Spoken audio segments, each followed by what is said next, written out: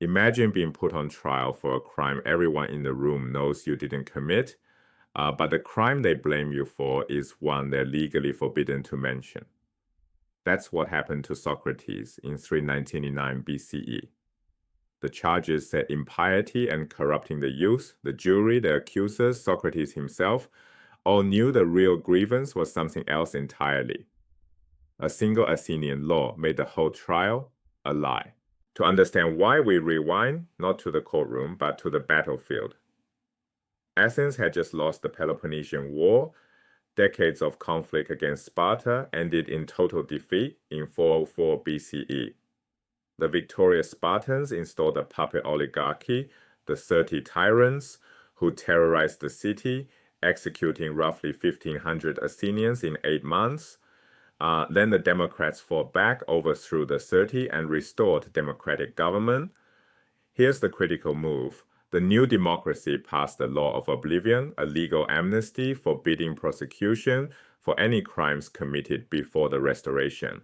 The goal was to break the cycle of revenge, but it had a devastating side effect. Every political grievance from the war, every betrayal, every catastrophe, all of it became legally unspeakable. Follow the sequence. 415 BCE. Athens launches the Sicilian expedition, the most catastrophic military campaign in its history. Alcibiades defects to Sparta, then to Persia. 404, Athens surrenders, the 30 Tyrants seize power.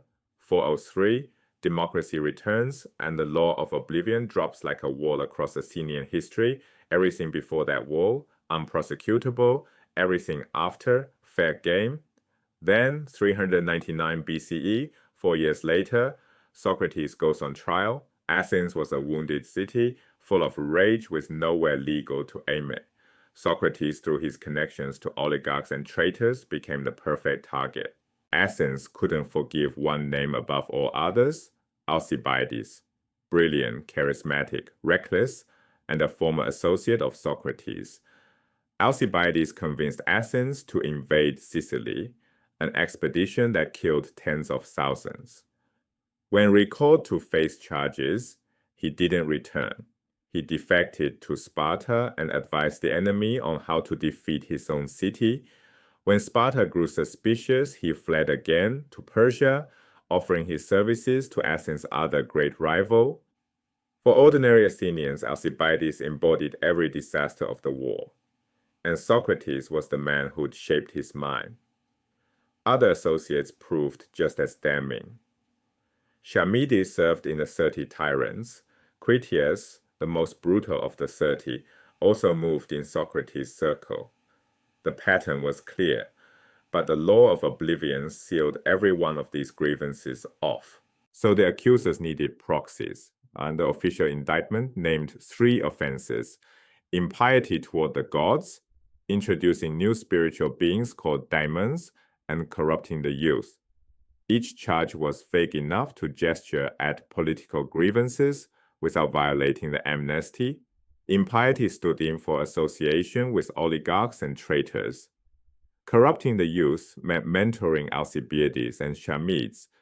Introducing new daemons hinted at undermining democratic culture. The Law of Oblivion acted as a locked door between what the accusers said and what they meant. 2 of the 3 prosecutors, Anytus and Lycon, stayed largely silent during the trial. Speaking too freely risked exposing the political motives the amnesty forbade. These proxy charges had fertile ground. 24 years before the trial, the comedian Aristophanes produced The Clouds. It depicted Socrates as a head-in-the-clouds sophist who taught students to make weak arguments defeat strong ones and dodge debts through verbal trickery. Sophists were paid teachers of rhetoric, often accused of arguing any side regardless of truth. The real Socrates was their opposite. He never charged fees. He never taught persuasion for hire. His method was exposing false beliefs through questioning, not building rhetorical illusions. But Aristophanes fused Socrates and the sophists into one comic character, and the character stuck. For Athenians who'd never met Socrates, the stage version was all they knew. By trial day, 500 jurors arrived with their minds already formed. Comedy had done the prosecution's work decades in advance.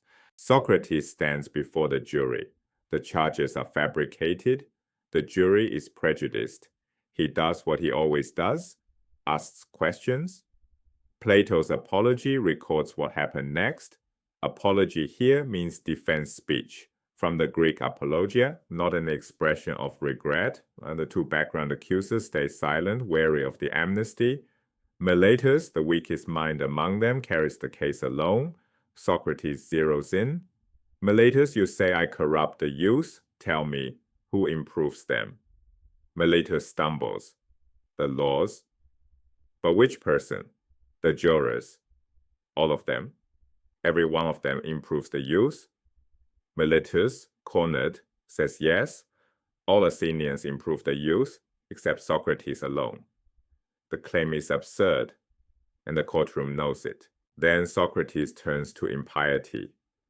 Meletus claims Socrates is a complete atheist, believes in no gods whatsoever. Socrates asks, do I not believe in daimons, spiritual beings, offspring of the gods?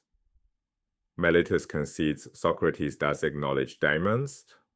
Now Socrates delivers the killing blow through analogy. No one believes in foals but denies the existence of horses. No one believes in kids but denies the existence of goats.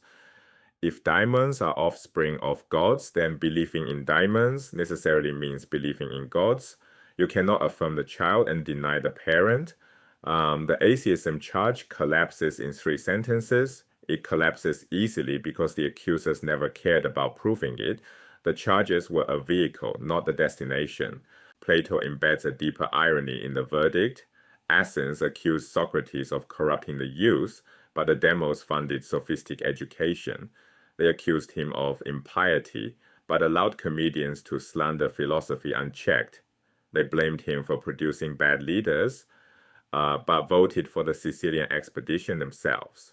Socrates, the accused corrupter, was the only man in Athens genuinely educating the young toward virtue, for free, in the open, at personal risk. The trial is a mirror. Athens convicted Socrates of being what Athens itself was. Plato signals this in the text. When Socrates abandons dialogue and shifts to continuous speech-making, genuine communication has broken down. The prosecution was never sincere. Socrates won every argument. He lost the vote, 280 guilty, 221 to acquit, a margin of 59. That paradox echoes through 2,400 years of philosophy.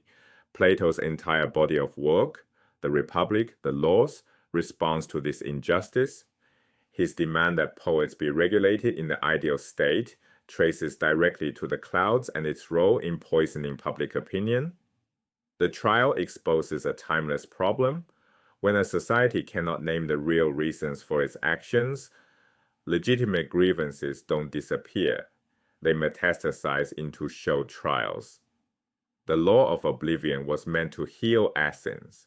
Instead, it produced the most famous miscarriage of justice in Western history. Athens executed its greatest teacher for crimes that were both unprovable and the opposite of the truth.